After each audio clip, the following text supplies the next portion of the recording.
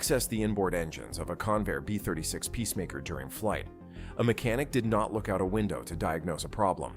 Instead, they unbuckled their harness, opened a pressurized bulkhead door, and physically crawled inside the wing structure itself.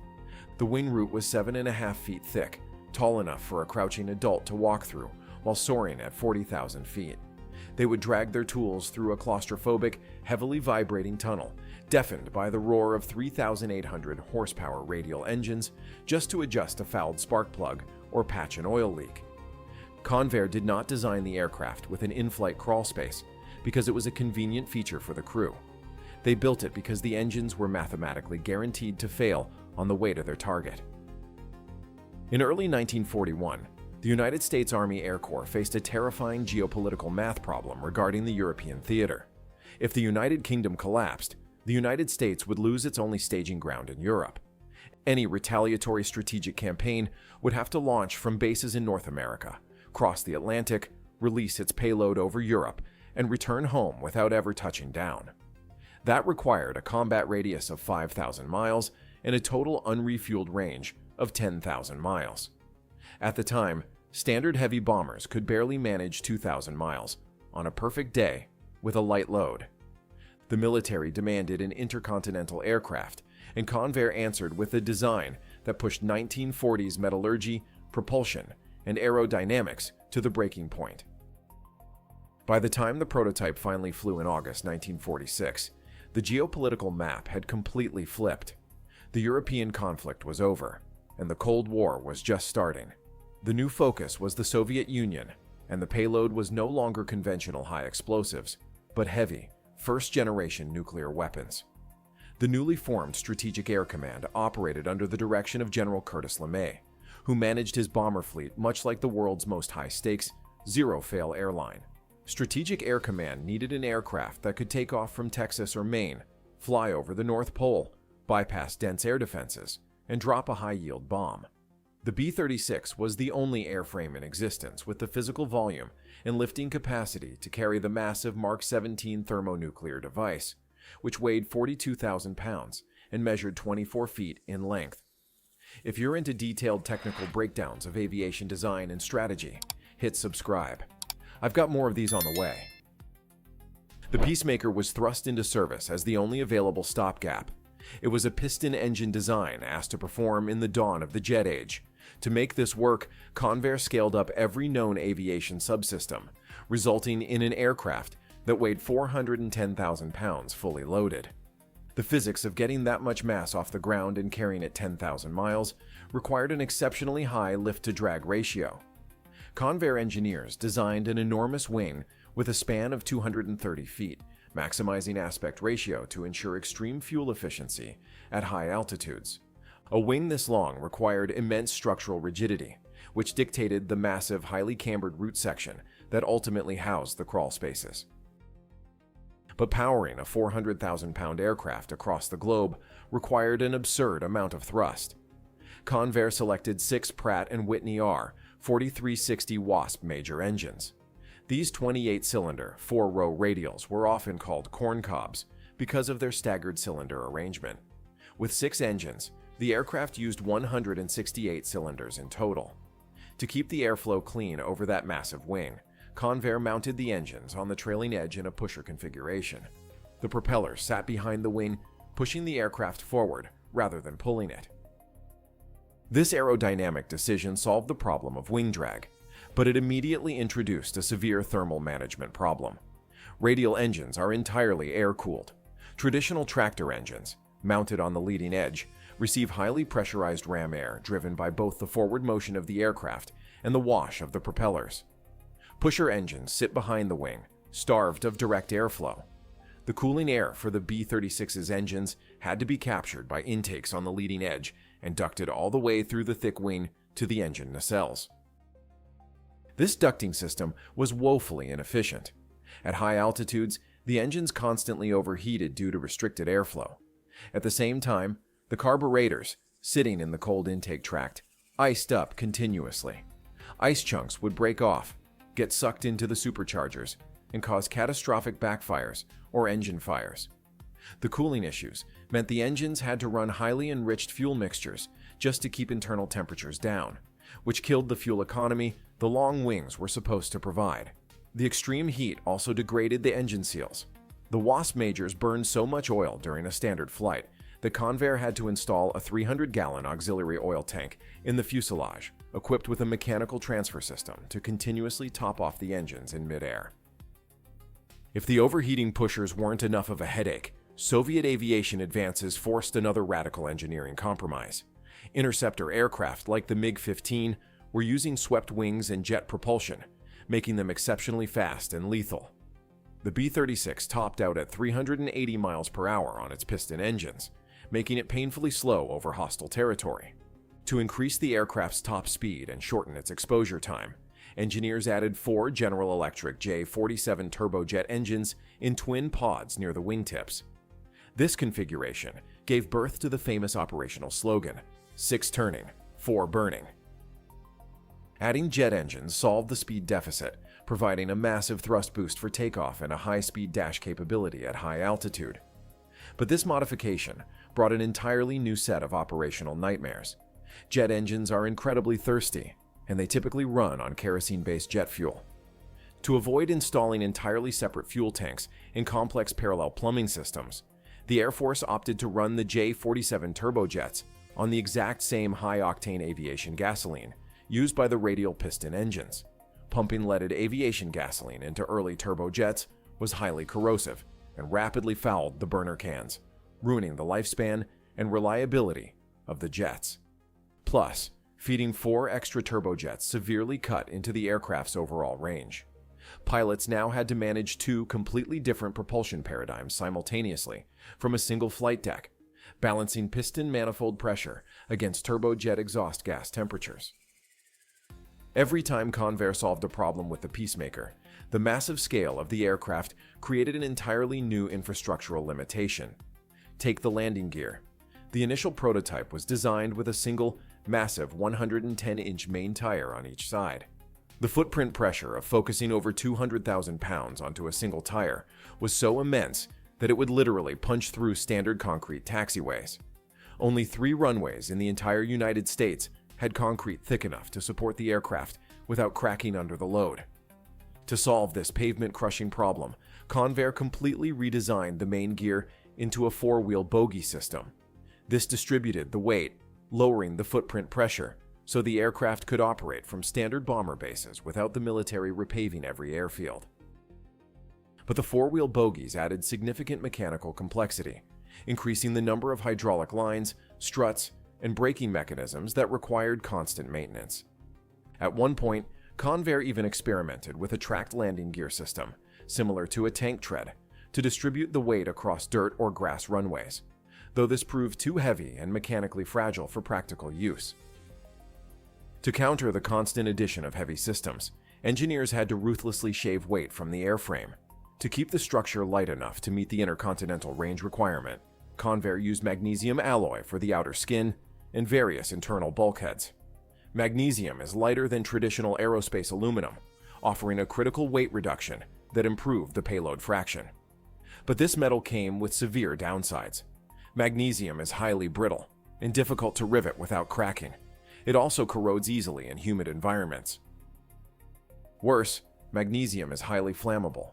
Once ignited, a magnesium fire burns at over 5,000 degrees Fahrenheit and cannot be easily extinguished. Applying water to a magnesium fire actually accelerates the chemical reaction, causing explosive flare-ups. Crews grimly referred to the aircraft as the magnesium overcast. A minor electrical short in the wings, or one of the frequent carburetor fires from the radial engines, could rapidly consume the entire structural spar before the crew had time to suppress it. Maintenance personnel had to be exceptionally careful when working with tools around the skin, knowing that a single spark near an oxygen leak could result in a total hull loss. Managing the electrical demands of this massive platform required a complete departure from established aviation norms. Prior large aircraft used direct current electrical systems, but transmitting direct current across the B-36's massive wingspan required thick, extremely heavy copper wiring to prevent voltage drop. To save thousands of pounds in wiring weight, Convair engineered an alternating current electrical system. Alternating current can be transmitted at higher voltages using significantly thinner, lighter wires. While this saved crucial weight, it introduced highly sensitive alternators and inverters into the harsh, heavily vibrating environment of the engine nacelles, leading to frequent electrical faults that plagued the avionics and radar systems. For the crew, operating the B-36 was a grueling test of endurance. A typical strategic mission lasted 40 hours. A modern 15-hour commercial flight happens in a heavily insulated, climate-controlled cabin. The B-36 meant 40 hours inside an uninsulated vibrating metal tube, completely deafened by the mechanical thrashing of 6 massive radials and 4 screaming turbojets. The physical layout of the crew compartments added to this strain. The aircraft had a forward flight deck and an aft crew rest and gunner station. These 2 pressurized zones were separated by an 85-foot-long unpressurized bomb bay. To move between the forward and aft compartments, crew members had to use a pressurized communication tube that ran the length of the bomb bay. A crew member would lie flat on a small wheeled trolley and manually pull themselves along an overhead rope through the narrow tube. If the aircraft lost pressurization at 40,000 feet, while a crew member was inside the tube, they had only seconds to reach an oxygen station before hypoxia set in. The flight controls themselves were an astonishing feat of mechanical leverage. Long before the era of fly-by-wire computers or fully hydraulic flight controls, Convair had to figure out how a human pilot could physically move control surfaces the size of barn doors against the extreme aerodynamic pressure of high-altitude flight. The solution was a spring-tab flying control system. The pilot's yoke in the cockpit was connected entirely by steel cables not to the main control surfaces, but to small aerodynamic tabs mounted on the trailing edges of the primary elevators, ailerons, and rudders. When the pilot pulled back on the yoke, the cables deflected the small tab down. The aerodynamic force of the air hitting the small tab then mechanically forced the massive primary elevator up.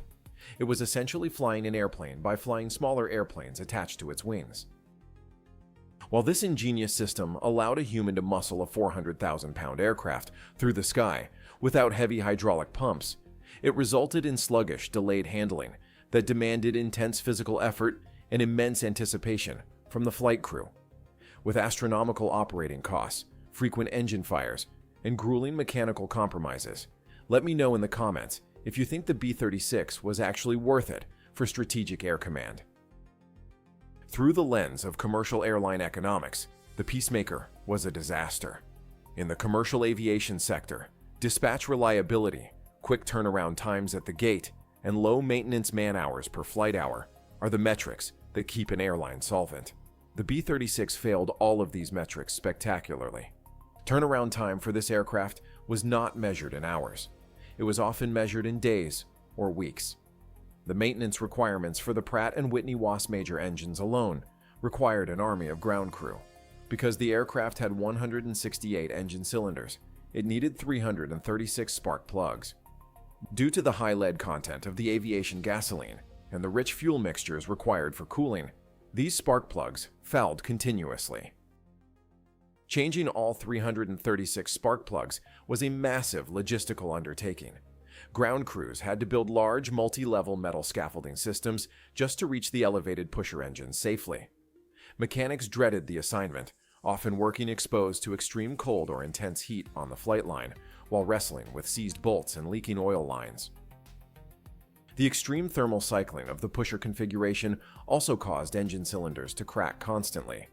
It was not uncommon for a B-36 to return from a long-duration training flight needing 2 or 3 complete cylinder assemblies replaced before it could fly again.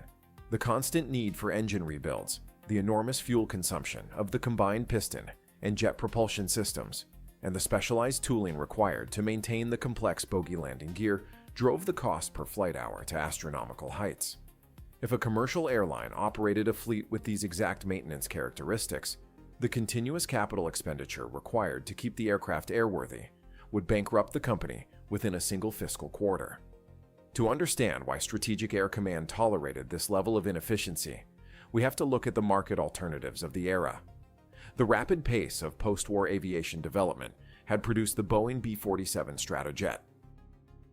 The B-47 was a sleek, swept-wing, fully jet-powered aircraft that looked like it belonged in a different century compared to the lumbering B-36.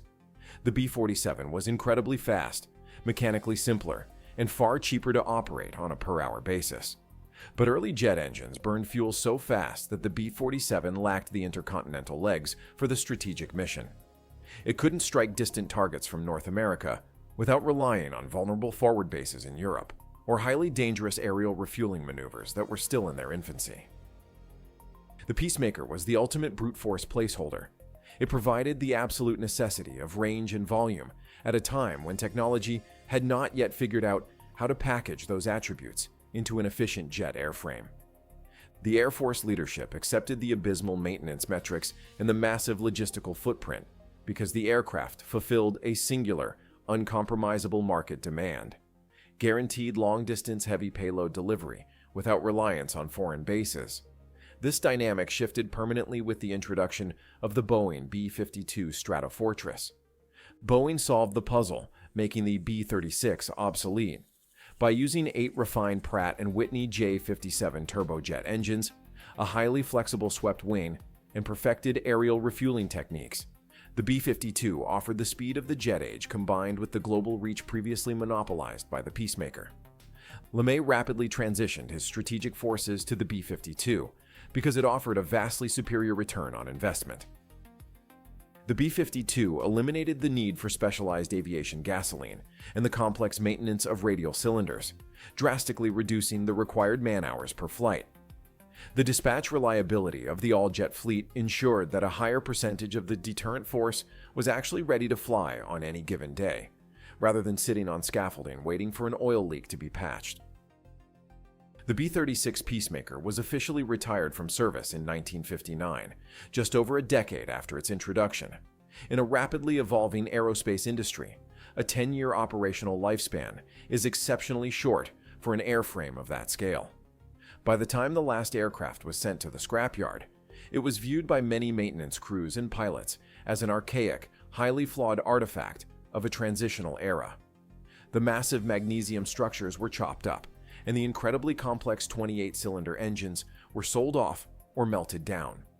Judging the aircraft solely by its abysmal operating economics, slow speed, and mechanical flaws misses the point of why it was built. Commercially, it would have been an unmitigated disaster. Strategically, it successfully fulfilled the exact parameters of its contract.